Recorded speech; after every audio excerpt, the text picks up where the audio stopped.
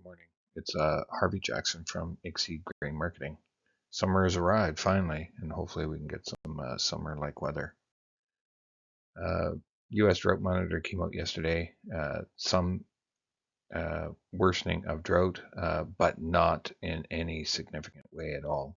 Corn and soybeans, which take leadership in the U.S. market and a lot of our markets as well, uh, increase in drought by 1% only to 3% and 2%. As you can see in these following maps, there is only a small amount of drought, hitting the major growing regions of the corn growing area.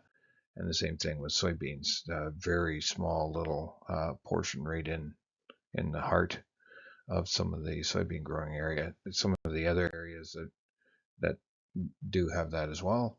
Uh, and I'm not certain which maps are the best ones to show, but here's your Palmer drought index, and there is little pockets of possible drought showing up in different regions, but it's still very small and not as pronounced as we've seen in the past, of course. Soil moisture, very it's there is no hardly any pink or red. There is a pink and red area over here in Alberta, but it's not significant again. Here's the weather as it kind of plays out for the different weather models that a lot of the forecasters look at, and there's some differences between the two, and that's what I want to point out, and maybe showing this day two of this as well. Same thing on the next map as well. Here's your temperature anomalies and the high temperatures, where there's some forecasters are talking about how high these temperatures are going, and 100 degrees is not like it is hot. Don't get me wrong. I don't want that heat myself. I do not like heat, but you look at that and it's not all that hot.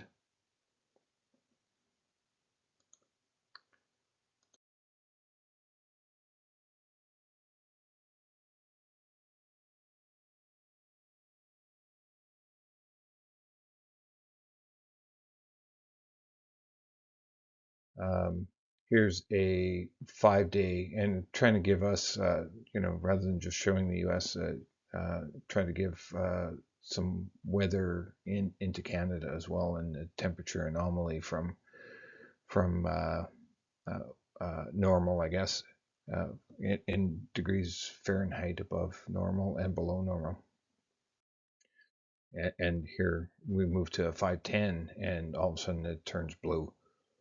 So it looks like it's going to be a little bit cooler than normal, but at the same time, weather does warm up as we get into summer months as well. So it still could be okay growing conditions. I've shown this quite a few times in the past. This is the AI European model for the next 7 days. It looks like there's a bit of a bullseye here.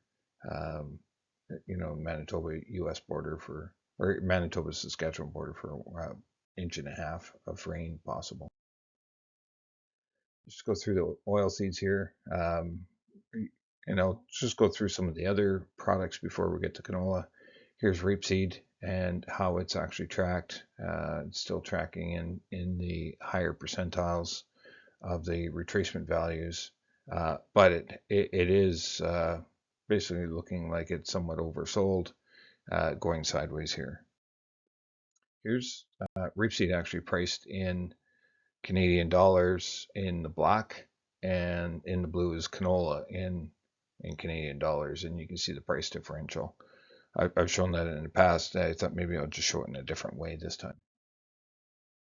Soybean seed by itself, November contract, it has traded below its retracement values that I had on a chart for in the past, from going back all the way into February, and is looking potentially oversold as well. Soybean oil in the lower percentiles of trading ranges, um, closer to the bottom, but not oversold. Palm oil going sideways in mid percentiles of retracement, and going to the bottom end of the range as well. But it's still a lot higher than back in January, February when it's made its lows in the 6 month chart. Canola, here we are, which I find is the most important. Uh, we're in the 38 to 50% up retracement values from our recent highs back to February again. So we haven't fallen as far as some of the other oils. And here's just a demonstration or illustration a little bit closer, zoomed in, where those values are, and in a different color, using candlesticks to kind of demonstrate where we've been from our last recommendation up in here and how it's fallen. Wheat, same kind of story.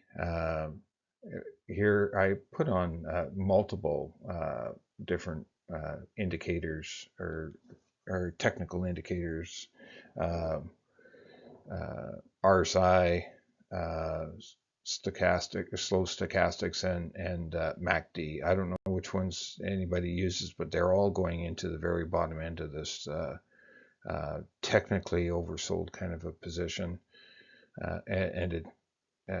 I just need the market to maybe react to some of that if that's going to happen at all. And just zoomed in look here as well. Don't forget that the June or the 27th and 28th, Thursday, Friday next week, we are having